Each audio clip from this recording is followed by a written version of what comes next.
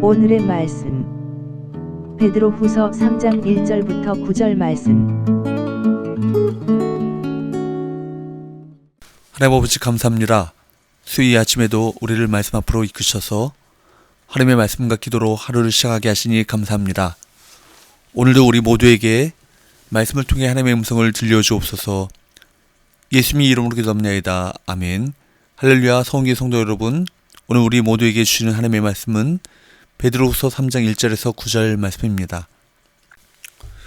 오늘 본문 1절 2절에서 베드로는 두 번의 편지, 즉 베드로전서와 지금 살펴보는 베드로후서를 쓴 이유를 기록하고 있습니다. 1절 2절, 사랑하는 자들아, 내가 이제 이 둘째 편지를 너희에게 쓰노니 이 두 편지로 너희의 진실한 마음을 일깨워 생각나게 하여 곧 거룩한 선자들이 예언한 말씀과 주 되신 구주께서 너희의 사도들로 말미암아 명하신 것을 기억하게 하려 하노라. 베드로는 두 번의 편지를 통해 선자들의 예언과 그리스도께서 명령하신 것을 기억하도록 도왔음을 언급합니다. 그러나 그러한 노력에도 불구하고 그리스도의 재림을 조롱하며 노골적으로 그것을 부인하는 거짓 교사들이 발생했습니다.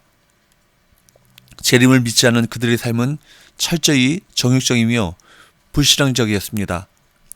3절부터 5절, 먼저 이것을 알지니 말세에 조롱하는 자들이 와서 자기의 정욕을 따라 행하며 조롱하여 이르되 주께서 강림하신다는 약속이 어디 있느냐. 조상들이 잔 후로부터 만물이 처음 창조될 때와 같이 그냥 있다 하니 이는 하늘이 옛적부터 있는 것과 땅이 물에서 나와 물로 성립된 것도 하나님의 말씀으로 된 것을 그들이 일부러 잊으려 함이로다. 거짓 교사들은 재림에 대해 조롱하며 주의 강림하신다는 약속이 어디 있느냐. 조상들이 잔 후로부터 만물이 처음 창조될 때와 같이 그냥 있다라고 가르쳤습니다. 재림도 없다는 것입니다. 그들의 논리는 말하자면 이런 것입니다. 만물은 이스라엘 족장 때부터 현재까지 태초에 천지가 창조됐을 때처럼 잘 보존되어 있으니 앞으로도 아무 일도 일어나지 않을 것이라는 논리입니다. 그들은 구약 성경에 기록된 창조를 믿으면서도 재림을 믿지 못하는 모순에 빠져 있습니다. 그러나 성경은 어느 한 부분이 무너지면 전체가 다 무너집니다. 창조가 사실이면 타락이 사실입니다. 십자가의 죽으심이 사실이면 부활이 사실입니다. 승천이 사실이면 재림이 사실인 것입니다. 이미 이루어진 일들이 사실이면 앞으로 이루어질 일들도 사실인 것입니다. 창조가 무너지면 다른 것이 다 무너집니다. 부활이 무너지면 재림도 저절로 무너집니다. 거짓 교사들은 어떤 부분은 인정하면서 다른 부분은 인정하지 않았습니다. 구속에 대해서 가르치면서 재림에 대해서는 부인하였습니다. 부활이 어디 있고 재림이 어디 있느냐, 새 하늘과 새 땅으로 변화된다는 것이 어디 있느냐 라며 미혹하는 것이었습니다. 그러나 여러분, 신약성경에서 재림에 대한 약속만 318번이 나옵니다. 사람의 약속도 2번, 3번 하면 신뢰가 갑니다. 신실한 사람의 약속인 경우 그 약속대로 지킬 것을 압니다. 그런데 하나님께서는 무려 318번이나 이 재림을 약속하셨습니다. 거짓 교사들이 재림에 대해 조롱하는 이것에 반박하면서 베드로 사도는 우선 우리 인간들의 시간 이해와 하나님의 시간 이해는 같지 않다고 말을 꺼냈습니다. 8절, 사랑하는 자들아, 주께는 하루가 1000년 같고 1000년이 하루 같다는 이 한 가지를 잊지 말라. 여기 보면 주께는 하루가 1000년 같고 1000년이 하루 같다라고 했습니다. 이 말은 하나님의 시간 이해와 우리들의 시간 이해가 서로 다르다는 말입니다. 우리는 하루, 1년 혹은 1000년이라는 시간을 계산합니다. 그런데 우리 하나님께는 그런 시간의 계산이 의미가 없습니다. 하나님은 영원하신 분이시기 때문입니다. 이 말씀은 시편 90편 4절에 주의 목전에는 1000년이 지나간 어제 같으며 밤의 한순간 같을 뿐이니다 라는 말씀에 근거하고 있는 것 같습니다. 영원하신 하나님에게는 1000년이라는 시간이 하룻밤 같을 수 있습니다. 우리 하나님은 시간을 초월해 계시는 분이십니다. 그러나 우리 인간들은 시간에 묶여 있습니다. 하루하루 규칙적으로 흘러가는 시간을 벗어날 수 없습니다. 그래서 그 시간의 흐름에 따라 나이가 들고 늙어가고 그러다가 죽습니다. 우리는 주님이 빨리 오셨으면 좋겠다고 말합니다. 그러나 우리 하나님에게는 그 천년이 하루와 같을 수 있고 또 하루를 천년처럼 참으시면서 우리 인간들을 기다리고 계십니다. 천년을 하루처럼, 하루를 천년처럼 기다리는 것, 그것이 하나님의 마음입니다.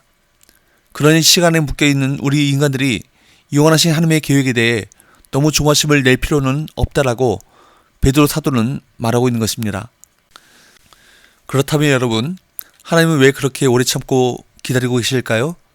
여기에는 하나님의 분명한 목적이 있습니다.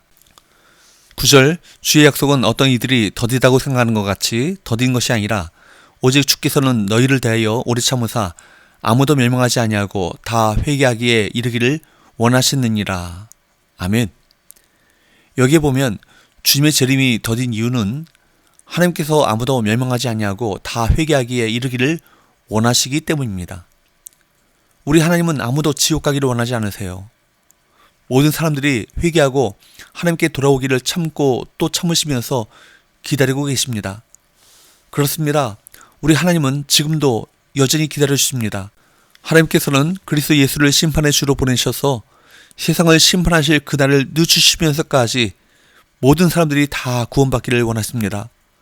그러므로 여러분, 우리는 주님이 오시는 그날이 조금 늦어질 수 있어도 우리 주님은 반드시 다시 오실 것을 믿어야 할 것입니다. 절대로 주의 재림이 늦어지는 것이 아닙니다. 오래 참으사 아무도 멸망하지 않고 다 회개하기를 기다리고 계신 것입니다.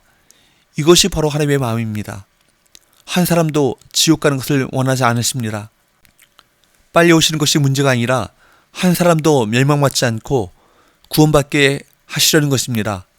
오래 참으시는 중에 회개하고 돌이키기를 기다리고 계신 것입니다. 회개할 것 같지 않은 그 사람도 회개하고 예수 믿지 않을 것 같은 그 사람도 예수 믿게 하시는 것입니다. 구원받아야 될 백성들이 모두 구원받게 하십니다. 오늘 이 하나님의 마음이 여러분 마음 가운데 느껴지십니까? 사랑하는 여러분, 이 하나님의 마음을 깨달아 이 주님의 마음으로 주님께서 찾고자 하시는 그 영혼을 찾아야 할 것입니다.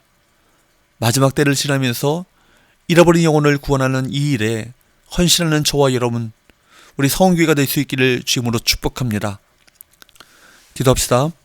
하나님 아버지, 많은 이단 사설들이 미혹하는 이 시대에 진리 위에 바로 서서 이런 잘못된 가르침에 현혹되지 않게 하여 주옵소서. 또한 우리에게 재림의 주님에 대한 바른 믿음과 소망을 허락하여 주시고 우리 안에 하나님 아버지의 마음을 부어주셔서 주님께서 찾고자 하시는 그 영혼을 구원하는 일에 헌신하는 삶을 살게 하여 주옵소서. 예수님의 거룩하신 이름으로 기도합니다. 아멘.